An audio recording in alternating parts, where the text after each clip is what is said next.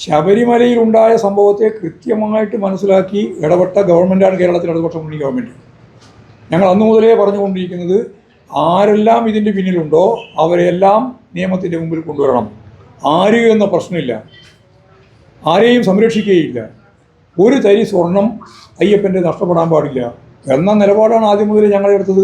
അത് ജനങ്ങൾക്ക് വിശ്വാസമുണ്ട്. അല്ലാതെ പണ്ട് കാലത്ത് ചെയ്ത രീതിയിലേക്ക് ഞാൻ നേരത്തെ ചൂണ്ടിക്കാണിച്ചതാണ് ആ പ്രശ്നങ്ങളെല്ലാം. ഗുരുവായൂരിൻ്റെ പ്രശ്നങ്ങളൊക്കെ കിട്ടിയില്ല എന്നുള്ളത് സത്യമല്ലേ, വസ്തുതാപരമല്ലേ, പരിശോധിക്കട്ടെ. അവിടെ ഒരു ചെറിയ കഷ്ണം മാത്രമേ കിട്ടിയുള്ളൂ, ബാക്കിയെല്ലാം ഇവിടെ പോയി. ബാക്കിയെല്ലാം ഇവർ കേട്ടു. അതിൻ്റെ അർത്ഥം അവർ പറയട്ടെ, കിട്ടാത്തത് ഇവിടെ പോയി എന്നുള്ള ചോദ്യത്തിന് ഉത്തരം പറയട്ടെ. അത് കൃത്യമായിട്ട് ഒരു ചാനലിൽ തന്നെ കാണിച്ചിട്ടുണ്ട്. ഇത്ര നഷ്ടപ്പെട്ടു, അതിന് കിട്ടിയത് ഇത്രയാണെന്ന്. ബാക്കി അവിടെ പോയി. ഇടതുപക്ഷ ജനാധിപത്യ മുന്നണി ഗവൺമെൻറ്റിൻ്റെ കാലത്ത് ശബരിമലയിൽ നഷ്ടപ്പെട്ടിട്ടുള്ള സ്വർണം തിരിച്ചു പിടിക്കുമെന്നുള്ള കാര്യത്തിൽ യാതൊരു സംശയവും വേണ്ട. അതുകൊണ്ടാണ് ഞാൻ ഉറപ്പിച്ച് പറഞ്ഞത്, ഒരു തരി സ്വർണം നഷ്ടപ്പെടാൻ പറ്റില്ല. അതുപോലെ ആരാണോ കുറ്റവാളി, അവിടെ രണ്ട് പ്രധാനപ്പെട്ട പൂജാരിമാരെയാണ് പ്രതിയാക്കിയത്. അവരായിരുന്നില്ല എന്ന് പിന്നീട് അത് വ്യക്തമാക്കുകയും ചെയ്തു. ഏഷ്യാനെറ്റ് തന്നെ അത് കൃത്യമായിട്ട് ഒരു സ്റ്റോറിയായിട്ട് തന്നെ അവതരിപ്പിച്ചു. അതിനുശേഷം പുനരന്വേഷണം വന്നു.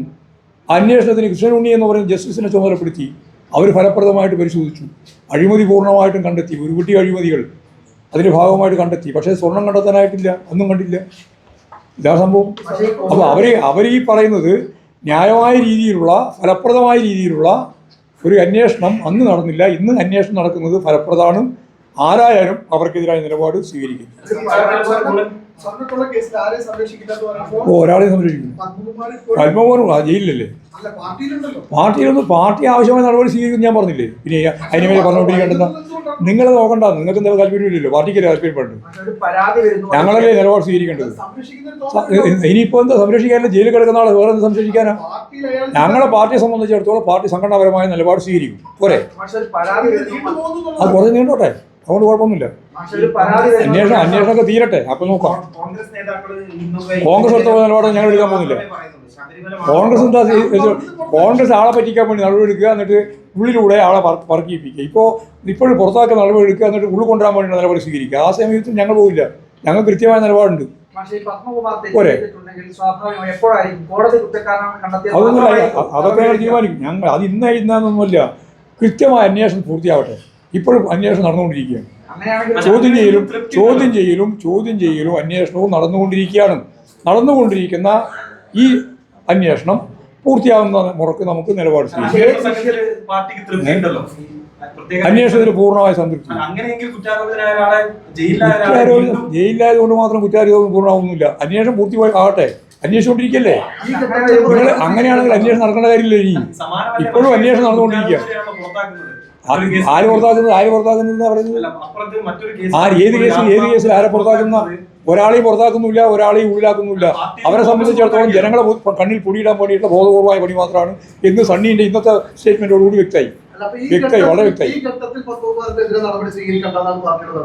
അങ്ങനെ നമ്മൾ പാർട്ടി തീരുമാനിച്ചില്ല. നടപടി എടുക്കുന്ന ആ പാർട്ടി തീരുമാനിച്ചു.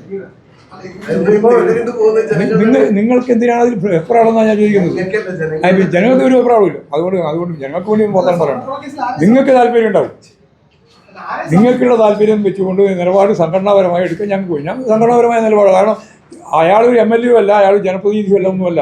അയാൾ പാർട്ടിയുടെ കേഡറാണ്. ശരി, അദ്ദേഹത്തെ സംബന്ധിച്ചിടത്തോളം പ്രശ്നം ഉയർന്നു വന്നിട്ടുണ്ട്. ആ പ്രശ്നം ഞങ്ങൾ പരിഹരിക്കും. പാർട്ടി എന്നുള്ള രീതിയിൽ പരിഹരിച്ച് ആവശ്യമായ നടപടി സ്വീകരിക്കും. അത്രയേ ഉള്ളൂ. ഒന്നും ഞാൻ പറഞ്ഞില്ല. ഞാൻ ഈ പറഞ്ഞതിൻ്റെ അകത്ത് എന്തെല്ലാം വിളിച്ചു പറഞ്ഞിട്ടുണ്ടല്ലോ അതല്ല വിളിച്ചേരും. ഞാൻ ഈ പറഞ്ഞതിൻ്റെ അകത്ത് എന്തെല്ലാം വിളിച്ചു പറഞ്ഞിട്ടുണ്ടോ അതെല്ലാം വിളിച്ചേരും. അത്ര പറഞ്ഞാണ് കണ്ടാകും. നിങ്ങൾ ഉന്നയിക്കുന്ന കാര്യം അതേപോലെ തന്നെ ഞാൻ അംഗീകരിക്കണം എന്ന് പറഞ്ഞാൽ ശരിയാകും.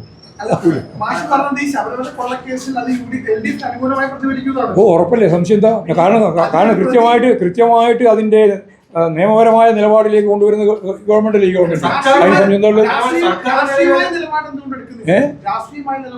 രാഷ്ട്രീയമായ നിലപാട് എടുത്തു. ഞാനല്ലേ ഈ രാഷ്ട്രീയമായ നിലപാടില്ല ഞാൻ പറഞ്ഞുകൊണ്ടിരിക്കുന്നത്.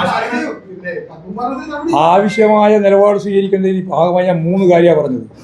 1, ഇതിന്റെ പിന്നിൽ പ്രവർത്തിച്ചവരെ നിയമത്തിന് മുമ്പിൽ കൊണ്ടുവരിക.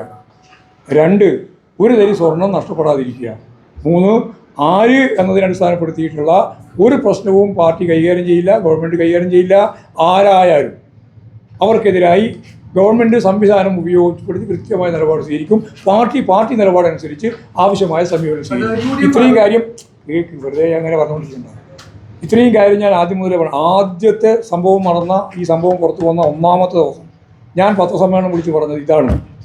പറഞ്ഞത് അന്ന് യഥാർത്ഥത്തിൽ ദേവസ്വം ബോർഡിൻ്റെ കീഴിലുള്ള സംവിധാനമായിരുന്നു അന്വേഷണം നടന്നത്. വിജിലൻസ്, ദേവസ്വം ബോർഡിൻ്റെ ഭാഗമായിട്ട് വിജിലൻസ്. അന്ന് പറഞ്ഞത് ഹൈക്കോടതിയുടെ നിർദ്ദേശം അനുസരിച്ചുള്ള ഒരു SIT വേണം. അന്ന് SIT രൂപീകരിച്ചിട്ടില്ല. SIT വേണം. എന്നിട്ട് ഈ കാര്യം മുഴുവൻ അന്വേഷിക്കണം. അന്വേഷിച്ച് ആരാണോ കുറ്റവാളി അവരെ നിയമത്തിൻ്റെ മുമ്പിൽ കൊണ്ടുവരണം. ഞാൻ നേരത്തെ പറഞ്ഞ പോലെ ഒരു തരി സ്വർണം നഷ്ടപ്പെടാൻ പാടില്ല.